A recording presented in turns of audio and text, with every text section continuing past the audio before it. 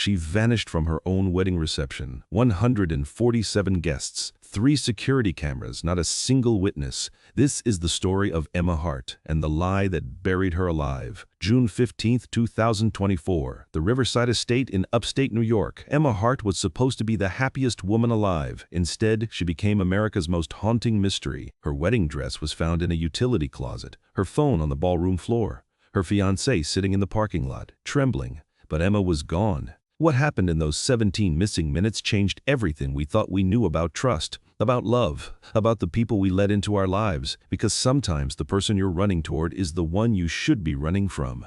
Emma Hart grew up in a town called Millbrook, population 3,000, the kind of place where everyone knows your name and everyone knows your business. She was a kindergarten teacher, 28 years old, loved butterflies and terrible coffee. Her students called her Miss Emma. Her friends called her the fixer, because Emma was the one who solved problems, who mediated arguments, who always knew what to say. But on her wedding day, Emma couldn't fix anything. She met David Chen 2 years earlier, a software engineer from Boston, quiet, polite, successful. He sent her flowers every Friday, remembered her coffee order, made her laugh when she was stressed. Her mother said he was perfect. Her best friend Sarah said something felt off, but Sarah couldn't explain what. Just a feeling, a whisper in the back of her mind. Emma dismissed it. She was in love, and love is supposed to conquer everything, right? The wedding was flawless. 200 white roses, a string quartet playing Pachel. Emma walked down the aisle in her grandmother's veil. David cried when he saw her. The ceremony lasted 23 minutes. They said their vows. They kissed. They walked back down the aisle as husband and wife.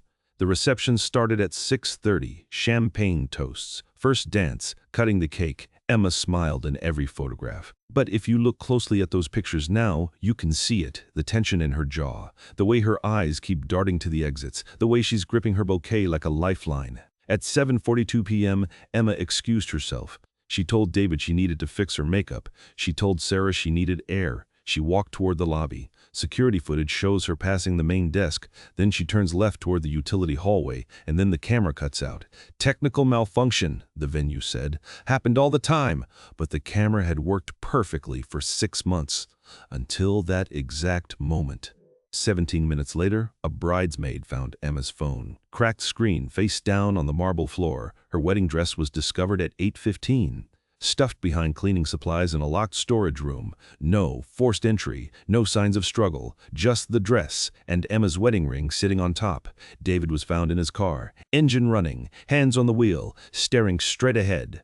When police approached, he didn't move, didn't speak, didn't blink. He just sat there, like he was waiting for something or someone. The investigation moved fast. State police, FBI, search dogs, they combed every inch of the estate, dragged the pond, searched the woods, interviewed every single guest, but nobody saw anything, nobody heard anything. It was like Emma had evaporated. In the days that followed, the media descended. Cable news trucks lined the streets. Reporters camped outside David's apartment. Emma's face was everywhere. Missing person posters, hashtags, vigils. Her mother went on national television, begged for information, begged for her daughter. David did one interview. He sat across from a news anchor, hands folded. He said he loved Emma. He said he didn't know what happened. He said he just wanted her home. But his eyes were empty, completely empty. The anchor asked if he had anything to do with Emma's disappearance. David looked directly into the camera, and he smiled. Just for a second. Then it was gone. But America saw it, and America never forgot. Sarah was the first to speak up. She told police about the phone calls, how Emma had called her 3 times the week before the wedding, late at night, whispering, asking strange questions. Can you change your name after you're married? How hard is it to get a new passport? If someone threatens you, who do you tell? Sarah thought Emma was stressed. Wedding jitters, cold feet. She told Emma everything would be fine. But it wasn't fine. Nothing was fine. Police obtained David's phone records.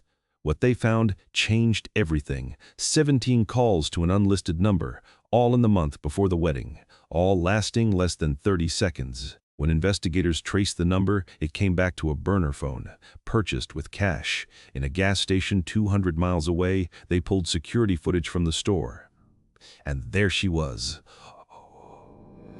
3 weeks before her wedding, buying a phone she never told anyone about. The investigation split into two theories. Theory 1, Emma was taken, against her will, by someone at the wedding, someone she trusted. Theory 2, Emma ran. She planned her own disappearance, and she left everyone behind. But why? The answer came from an old shoebox, found in Emma's childhood bedroom. Inside were letters, dozens of them, written on notebook paper. Some dated back 10 years. They were all addressed to Emma, and they were all from the same person. Someone named Marcus Webb. Nobody in Emma's life had ever heard that name. Not her parents, not Sarah, not David. But the letters told a story. A story Emma had kept buried. Marcus Webb was Emma's college boyfriend. They dated for 2 years. He was obsessed with her, called her his soulmate, his forever. But Marcus had a dark side. He was controlling, jealous, possessive. Emma tried to end things. Marcus wouldn't let her. He showed up at her apartment, her job, her parents' house. He sent her hundreds of messages. He said if he couldn't have her, nobody could. Emma got a restraining order. Marcus violated it.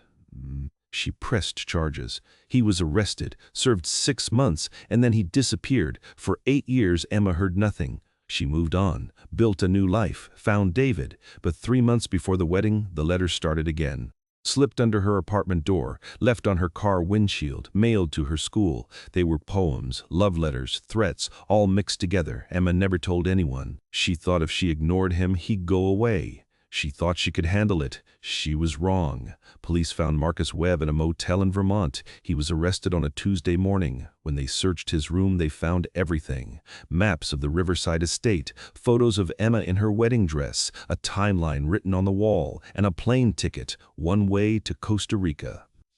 Dated June 16th, the day after the wedding. Marcus confessed immediately.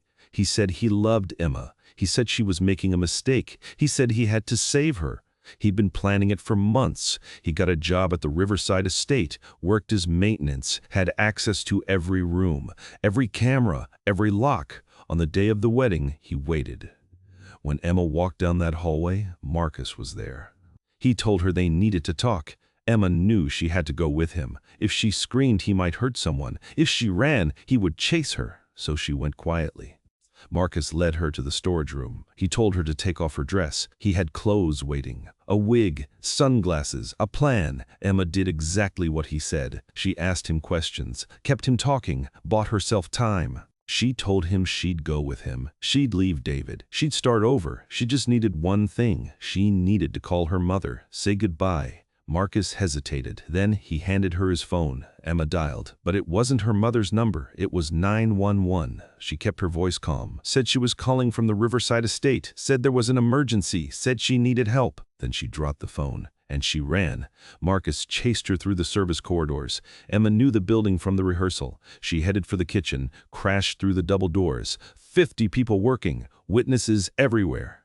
Marcus stopped in the doorway. He looked at Emma one last time, and then he turned and walked away. Police found him an hour later, sitting by the pond, waiting, like he knew it was over. Emma was taken to the hospital. Physically, she was fine. Mentally, she was shattered. She'd spent 17 minutes in a room with a man who'd been stalking her for months, a man who thought he owned her, a man who was willing to destroy her life to keep her. The media wanted a statement. Emma refused. She didn't want to be the victim, didn't want to be the story. She just wanted to disappear. Really disappear this time. David came to see her. He brought her flowers, white roses, the same ones from the wedding. He said he was sorry. He said he didn't know. Emma looked at him for a long time. Then she handed back her ring. She said she couldn't marry someone who didn't notice she was drowning, someone who didn't see the fear in her eyes, someone who smiled when she went missing. David tried to explain. He was in shock, he said. He didn't know how to react. But Emma was done explaining, done forgiving, done pretending. She walked out of that hospital alone, and she never looked back. Marcus Webb was sentenced to 15 years, stalking, kidnapping, assault. He'll be eligible for parole in 2039. Emma's family moved to Oregon, changed their names, started over. Sarah visits them once a year. She says Emma is different now, quieter, stronger. She teaches art at a community college, doesn't talk about the wedding, doesn't talk about David, doesn't talk about Marcus. She just lives, one day at a time. The Riverside Estate closed 6 months after the incident. Nobody wanted to get married there anymore. It's a storage facility now. The ballroom where Emma said, "I do," is filled with boxes. The hallway where she disappeared is blocked off. The utility room is empty. But if you stand there long enough, you can still feel it. The fear, the desperation. The moment everything changed. Emma's story became a cautionary tale about ignoring red flags, about keeping secrets, about the danger of silence. Because Emma stayed quiet. She thought she could handle Marcus alone. She thought asking for help was weakness. She thought she had to be strong. But strength isn't suffering in silence. Strength is speaking up, even when your voice shakes, even when you're scared, even when nobody believes you. Emma knows that now. She tells her students to trust their instincts. If something feels wrong, it probably is. If someone makes you uncomfortable, walk away. If you're in danger, scream. Scream until someone listens, because silence protects predators. And predators count on your silence. There's a memorial garden outside Emma's old school, planted by her kindergarten class. Butterflies everywhere, a stone bench with an inscription. Speak your truth, even if your voice shakes. Emma has never visited, but she knows it's there, and maybe someday she will. The question everyone asks is this: how did nobody know? 147 people at that wedding. Friends, family, co-workers, people who loved Emma, people who knew her, and not one of them saw what was happening. Not one of them asked if she was okay, because we don't ask anymore. We assume, we scroll past, we mind our own business. We say, she seemed fine. But fine is a mask, and sometimes the people wearing it are suffocating underneath. Emma Hart vanished from her own wedding, but she'd been disappearing long before that. Little by little, silence by silence, until she was almost gone. The real miracle isn't that she survived, it's that she found her way back, to herself, to her voice, to her truth. This story isn't just about Emma, it's about all of us, the secrets we keep, the help we don't ask for, the warnings we ignore. Marcus Webb is one person, but the system that enabled him? That's all of us, every time we don't listen, every time we don't ask, every time we look the other way. If Emma's story teaches us anything, it's this: pay attention. Ask the hard questions. Create spaces where people feel safe to speak. Because somewhere right now, someone is planning their escape. Someone is hiding letters in a shoebox. Someone is whispering into a phone at midnight. And they're hoping, praying, that someone will notice. Don't be the person who didn't see. Be the person who asked. Be the person who listened. Be the person who said, "I believe you." Emma is still healing, still learning to trust again, still fighting the nightmares, but she's here, she's alive, she's free. And that's everything. If this story made you think, hit subscribe so you never miss another one.